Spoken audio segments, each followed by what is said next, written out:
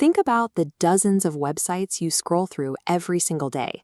Behind the flashy videos and the colorful buttons, there is a hidden structure holding all those pieces in exactly the right place. This hidden layer is HTML.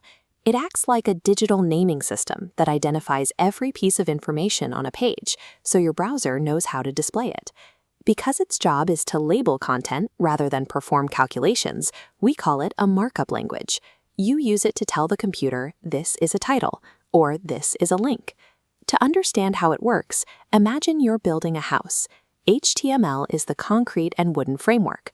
Without this sturdy skeleton holding everything up, the entire building would just be a pile of materials. Mastering HTML involves learning these specific labels. Once you know which tag to use for which piece of content, you have the power to hold the internet together. Every web page starts with a specific document structure telling the browser it's a modern document. The top head section is like hidden blueprints holding important details. Everything below is the body, the space where all visible text, images, and buttons live.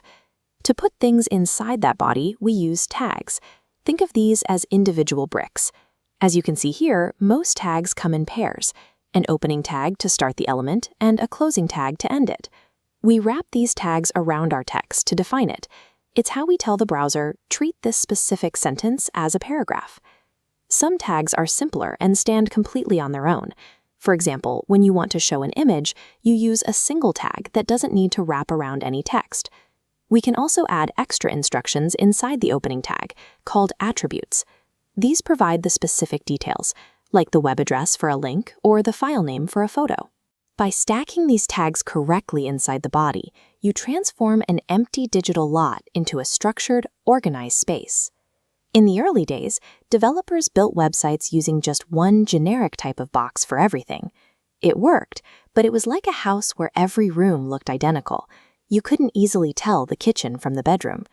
Today, we use Semantic HTML, a modern standard with descriptive tags defining what each part is for. We use a header and a nav tag acting like a front door. The main tag then holds the primary living space for your content. This clear labeling is essential for accessibility. It allows screen readers to navigate the page for visually impaired users, letting them jump straight to the content they want to hear. It also helps search engines like Google. These tags act like clear signage, helping the computer understand which parts of your page are most relevant. Using these semantic tags ensures that your web space is easy to navigate for both people and machines. We've now finished the framing for our house.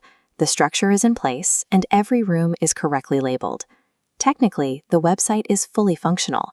The links go to the right places, the forms work, and the information is organized exactly how we want it. But it's obvious that something is missing. It looks raw and plain. Just basic black text on a white background with no unique style. That's because HTML was never meant to handle the look of a site.